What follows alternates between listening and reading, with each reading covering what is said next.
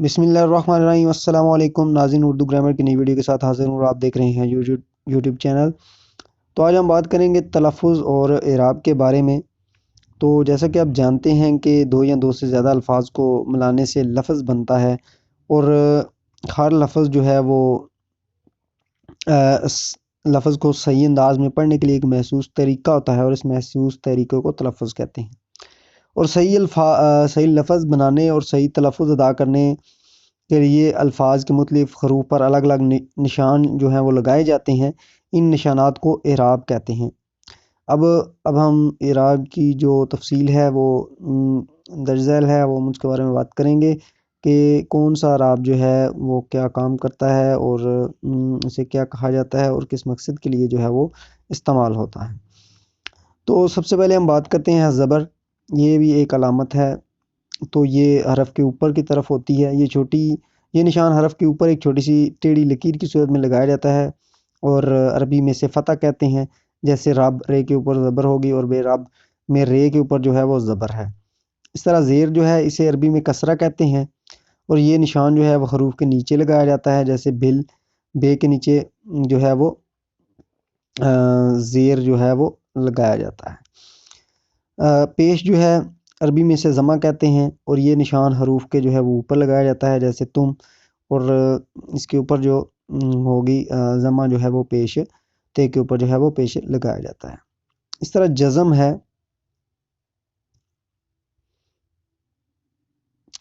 جزم جو ہے یہ نشان جس حرف کے اوپر لگایا جاتا ہے وہ ساکن کہلاتا ہے، اور اس میں زبر، زیر اور پیش نہیں لگایا جاتا۔ مثلاً سردی جو ہے سین، رے اور دال چھوٹی ہے، اس میں سین پر زبر ہے اور رے پر جزم لگائی جاتی ہے، اور یہ جو ہے وہ ساکن ہے، پیش حرف کے ساتھ جو ہے وہ مل جاتا ہے۔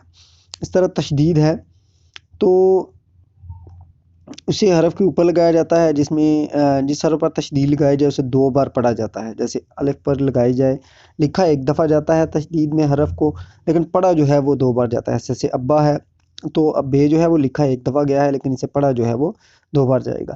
اہم بات یاد رکھیں کہ اردو میں ہر لفظ کا جو آخری حرف ہے وہ ساکن ہوتا ہے۔ اب آگے جو ہے ابا میں جیسے بے پر تشدید ہے، یعنی بے دو بار پڑھی جاتی ہے، لیکن تشدید لگانے کی صورت میں ہم اسے ایک بار ہی لکھتے ہیں۔ اور آگے اس پہ آ جاتا ہے تنوین۔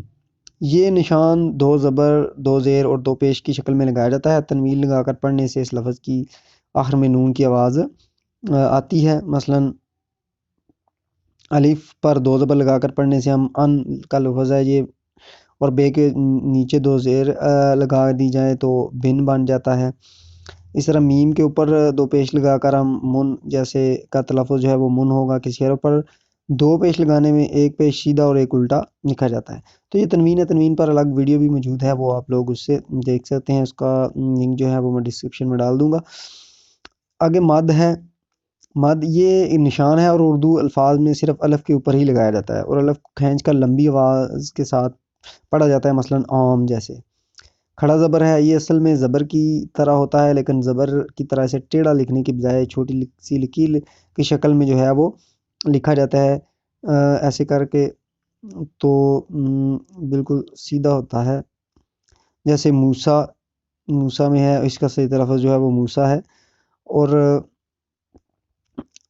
کھڑی زیر بھی اسی طرح، کھڑی زیر جو ہے ایک چھوٹی سی لکیر ہے، لکیر کی صورت میں حرف کے نیچے جو ہے وہ لگایا جاتا ہے۔ مثلاً اعلیٰ جو ہے، تو کھڑی زیر کی وجہ سے اس کا تلفظ جو ہے وہ اعلیٰ ہی ہوگا۔ تو یہ آگے ہم دیکھتے ہیں جی ذیل الفاظ کے اعراب پر غور کیجیے، ان کا صحیح تلفظ جو ہے وہ اب سیکھیں گے۔ آخری ہے اجازت، اتفاق، امن، احساس، انعام، برق، بشر، برعکس، آتش کدہ، اضلاع، اہتمام، اشک، التجا، جذب، جلد، چلاک، چغد، اقامت، انجمن، اصول، اجلاس، اعتماد، املاک، اہمیت، اطلاع، استحکام، افق، دارو، سعادت، دخل، سرعت، ذلت، سناٹا، ذکر، سحر. آگے پاکستان، پروا، توقع، تعلقات، تپش، تخت، تخلص، تردد، تہجد، حجاز، حکارت، حکم، حاضر، حاضر، حمایت، حاجت، حکایت، حادثہ، خلد. رحم، رقص، رستم، رحمت، رمز، رونما، زحمت، زمانہ، زراعت، سیارہ، شرک، شناخت، شفا، شامل، شجر، شخص، صفت.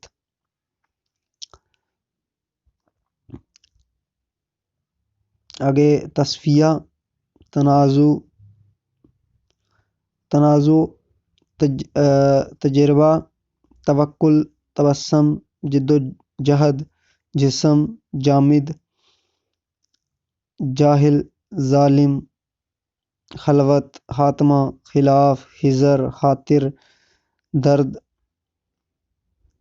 دیانت، دریافت، درگزر، فکر، زر مبادلہ، صبر، سمت، سبق، سیاہ، سبقت، سموم، ساکن، سرگزشت، سربلندی، متحمل، صدر، صبح، صلاحیت، صدق، طلسم، طرف، طالب، طلبہ، معاہدہ.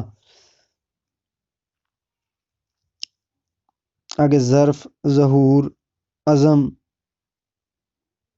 عمل، علم، عقل، علاج، عرض، عارفانہ، عرف، فضا، فصاحت، فقط، قتل، قلم، قرن، قرض، قربت، قفس،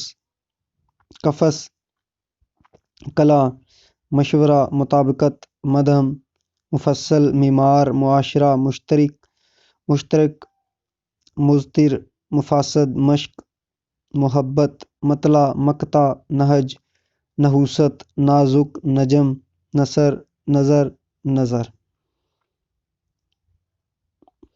تو یہ تلفظ تھے اور اعراب تھے، اور اعراب کی جو کے طور پر جو علامتیں استعمال ہوتی ہیں ان کے بارے میں ہم نے بات کی. ویڈیو اچھی لگے شیئر کریں اور لائک کریں.